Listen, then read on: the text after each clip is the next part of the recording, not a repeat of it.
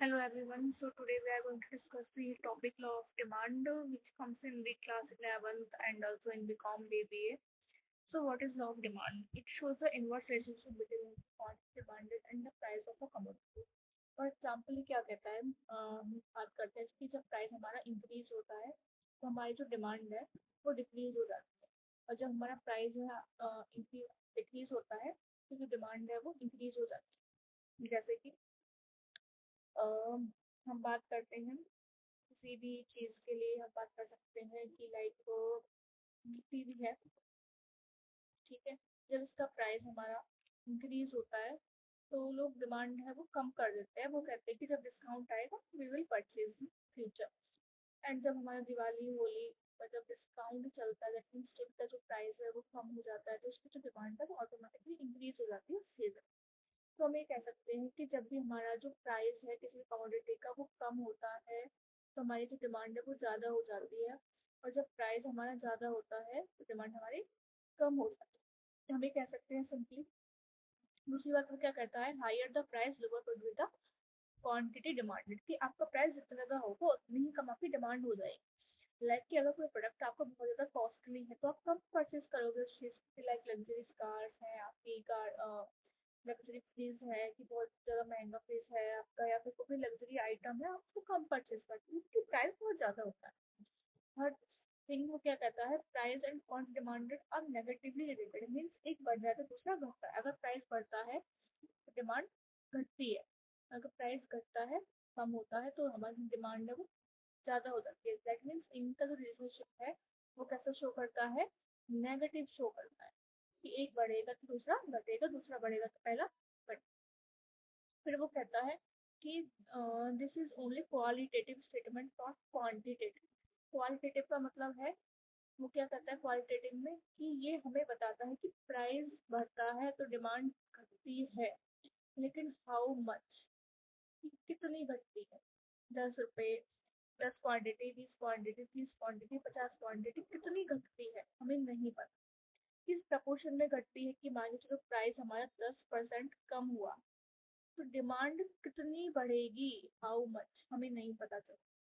That means ये हमें सिर्फ क्वालिटेटिव स्टेटमेंट है कि प्राइस घटेगा तो डिमांड बढ़ेगी, लेकिन कितनी बढ़ेगी किस रेशियो में बढ़ेगी हमें नहीं पता। ठीक है, तो नेक्स्ट चलते हैं हम आगे। इसमें वो क्या कहता है, according to law of demand other things being equal, that means ऐसा कोई फैक्टर की वजह से हमारा जो प्राइस है या हमारी जो डिमांड है वो अफेक्ट हो सकती है, वो कांस्टेंट रहेगी।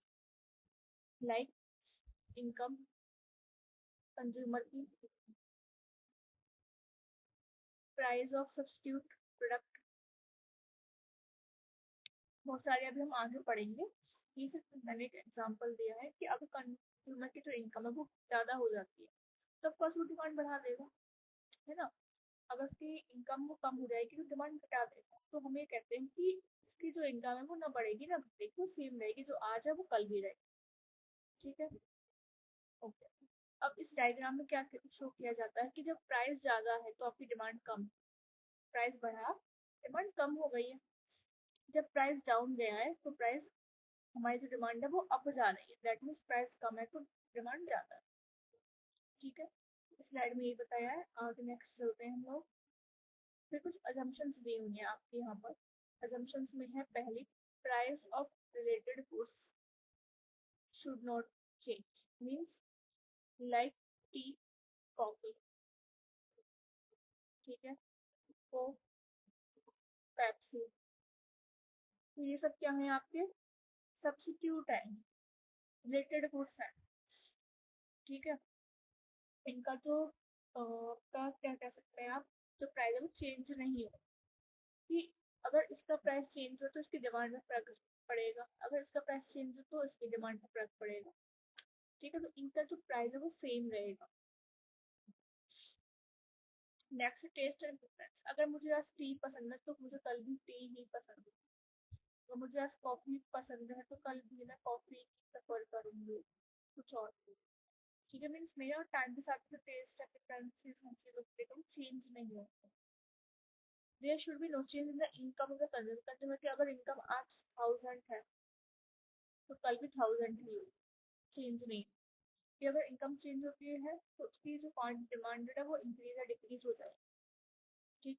नेक्स्ट दिया should be rational behaviour of consumer, means consumer जो आज परचेज करना चाहता है वो वही चीज वो कल भी परचेज करना चाहेगा, सेम क्वांटिटी में परचेज करना चाहता है, दैट मीन्स वो चेंज नहीं करेगा अपना माइंड सेट। ठीक। नेक्स्ट है इनकम एंड वेल्थ की जो डिस्ट्रीब्यूशन है वो इक्वल रहे, मीन्स हमारी जो इनकम और वेल्थ जो हम डिस्ट्रीब्यूट करते हैं इकोनॉमी में, हमारी सोसाइटी में, हमारी गवर्नमेंट, वो सेम रहेगी, वो इक्वल रहे, उसमें कुछ भी चेंजेस नहीं हो।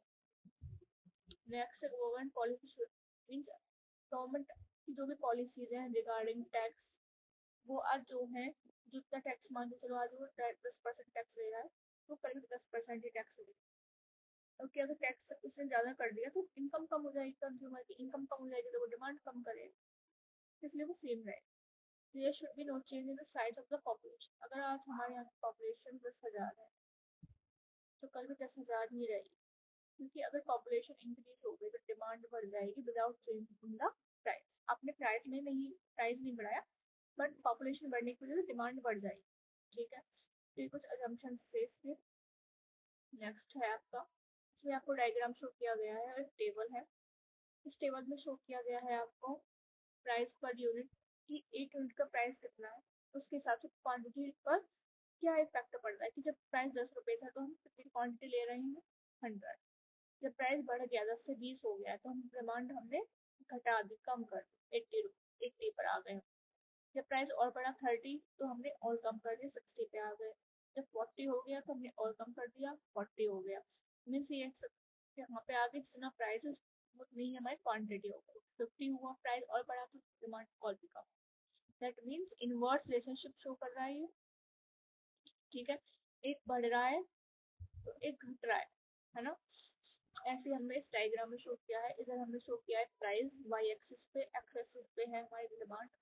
ठीक है, हमने फर्स्ट का आपका 10 पे 100, प्राइस 10 है आपका, यहाँ पे 100 ये पॉइंट आ गया। उसके बाद में 20 पे आपका हो गया ये 80 का।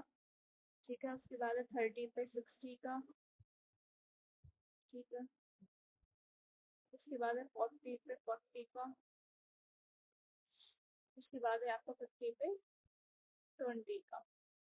ठीक है, तो ये क्या है, डाउनवर्ड स्लोप शो कर रहा है आपको, डिमांड का क्या होता है हमेशा डाउनवर्ड्स होता है, जैसे जैसे प्राइस बढ़ता है डिमांड हमारी कम हो जाती है। ठीक है,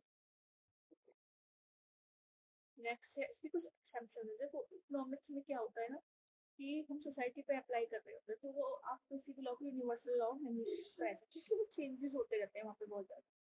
तो ऐसे कुछ चेंजेस हैं, द गुड ऑफ नेसेसिटीज, कुछ ऐसे गुड्स होते हैं जो हमें इम्पोर्टेंट है हमारी लाइफ के लिए, डे टू डे के लिए। तो डिमांड प्राइस चाहे कुछ भी हो, ज़्यादा हो कम हो, कोई फर्क नहीं पड़ता, बट हमें वो परचेज करनी ही है। फिर है डिफिन पैराडॉक्स, इसका जो नाम है वो है सर रॉबर्ट डिफिन के नेम है। वो कहते हैं कि उन्होंने कुछ चीज़ ऑब्जर्व की थी, उन्होंने कहा कि जो लो पेड विट्रीज पर्सन होते हैं, वेज अर्नर्स होते हैं, वो क्या करते हैं जब प्राइस है, जब वो ब्रेड की वो इंक्रीज हो जाती है तो वो उसको और ज़्यादा परचेज करना शुरू कर देते हैं, ना कि कम। ठीक है, क्योंकि उनकी जो मेन डाइट है वो ब्रेड ही होती है। ठीक है, तो वो सोचते हैं कि प्राइस बढ़ गया तो ये चीज़ और भी अच्छी हो गई है तो हम इसको ज़्यादा ज़्यादा परचेज करें। ठीक है, क्योंकि उनको मीट वगैरह ज़्यादा एक्सपेंसिव चीज़ों को कट डाउन करना पड़ता है। Thus, to maintain their food intake, they bought bread given at a higher prices. The formula was referred to as Tiffin paradox. ठीक है, तो वो क्या कहते हैं directly price different goods varies with directly, यानी कि अपोजिट नहीं है, अगर प्राइस बढ़ेगा तो डिमांड बढ़ेगी। ठीक है, नेक्स्ट है आपका बेबलन गुड्स।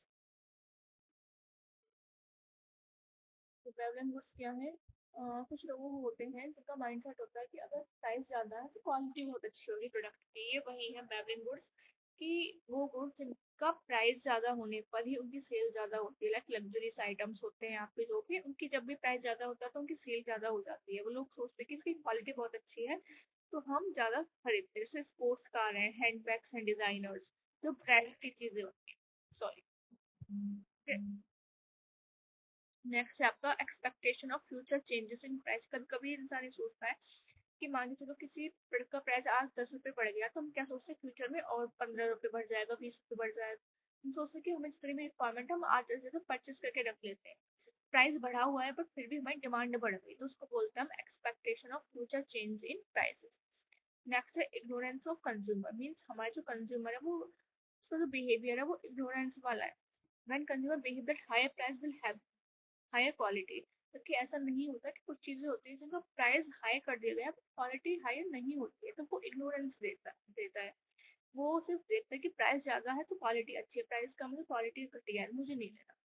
ठीक है, इमरजेंसी लाइक वॉर हो गया, कर्फ्यू हो गया, तो उस टाइम पे क्या है कि हमें जिस भी चीज़ की रिक्वायरमेंट होती है हम वो परचेज कर लेते हैं। लाइक कोरोना में जो कर्फ्यू लगा था, तो हमें जब पता चला तो हमने फास्टली क्या किया कि जिस जिस चीज़ की हमें रिक्वायरमेंट है हमने फटाफट जाकर वो परचेज कर ली। क्यों? क्योंकि हमें पता है कि कर्फ्यू लगने वाला है, इमरजेंसी सिचुएशन है, हमें चाहिए ही चाहिए, हमें रिक्वायरमेंट हमें इंटेक करना ही है इन चीज़ों को।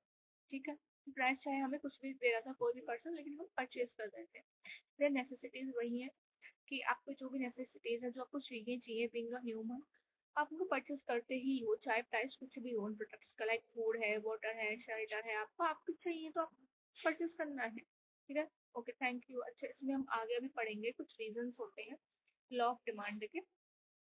ठीक है, वो हम नेक्स्ट लेक्चर में पढ़ते हैं, तब तक के लिए आप इसको रिवाइज करो अच्छे से। Thank you.